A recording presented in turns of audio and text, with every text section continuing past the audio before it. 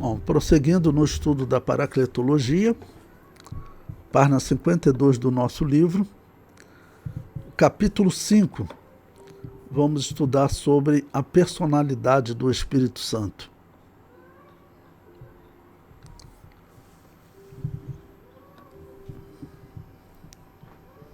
O comentário diz: há alguns que querem torcer a veracidade da Bíblia, e um dos alvos desses é o Espírito Santo. Uma pausa aqui para poder explicar o porquê também dessa ação contra o Espírito Santo, né? Até contra a atualidade dos dons espirituais. Mas é claro que o inimigo faz isso porque, vamos dizer, o Espírito Santo é a pessoa da Trindade que hoje está lidando com a igreja, né? E colocar uma heresia na definição do que é essa pessoa da Trindade é uma questão séria, né? Que caracteriza uma seita. O comentário prossegue: ensinam uma doutrina totalmente errônea, dizendo que o Espírito Santo não é um ser pessoal. Eles o definem como uma força ativa, tal como a eletricidade, o sol, etc. Mas a realidade é outra, bem diferente. O Espírito Santo, segundo nos declara a Bíblia Sagrada, possui atributos que evidenciam que ele é uma pessoa. Né? Dos exemplos, o maior exemplo que eu cito, né, que eu comento com vocês, é aquele exemplo da ofensa, né, da blasfêmia contra o Espírito Santo. Tá ok? Pois bem, então, a Bíblia apresenta alguns desses atributos. Então, o primeiro que eu destaquei aí é sentimento. Além daqueles, no tópico anterior, nós estudamos, né, o termo Elohim, que eu gosto de transliterar ele, para ficar bem claro que é um nome de Deus no hebraico, né, e tem um significado especial. Está falando de, vamos dizer, uma divindade múltipla, uma divindade plural. Esse é o significado do termo Elohim. Então nós vimos que isso realmente está falando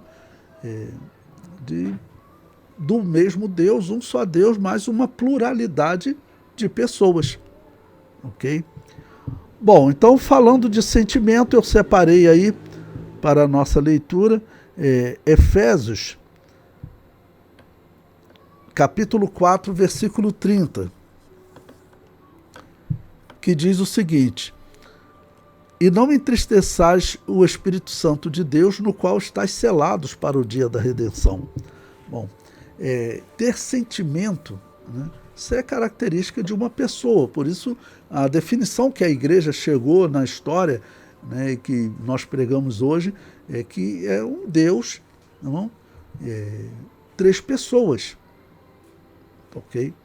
E aqui falando do Espírito Santo, diz que ele se entristece. Se fosse uma força ativa, tá bom? Não falaria de sentimento dessa força ativa se entristecer. Ok? Mas aqui está falando do Espírito Santo, e ele se entristece. Bom, também vontade.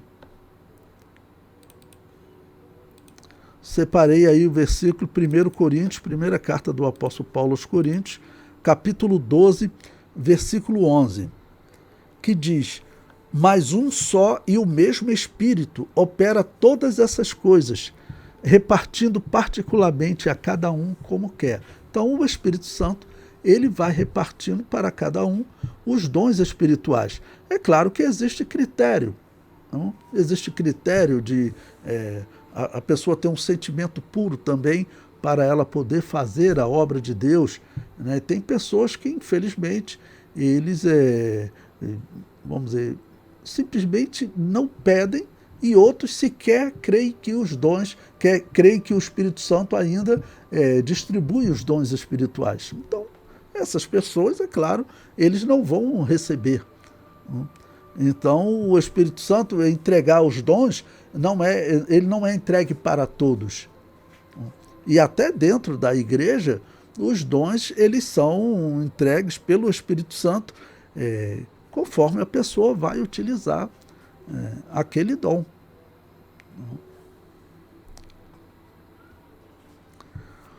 Bom, habilidade para comunicar-se.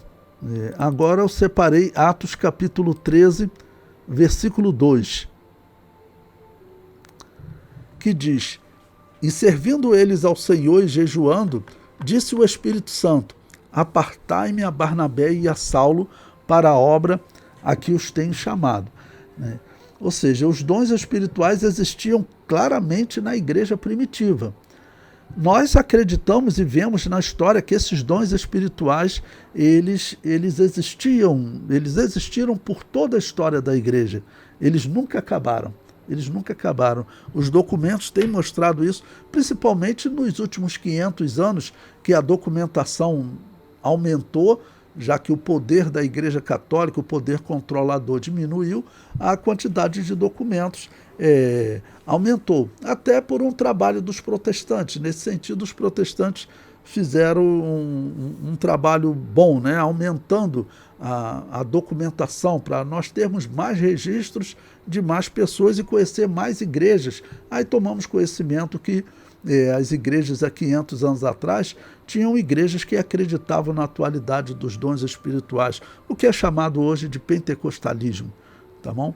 Então, aqui o Espírito Santo, ele então é que se comunica, ou seja, ele usa os dons, usa um profeta na terra para poder falar à igreja. Aqui é o típico dom de profecia que nós vemos acontecer hoje na igreja. Tá bom?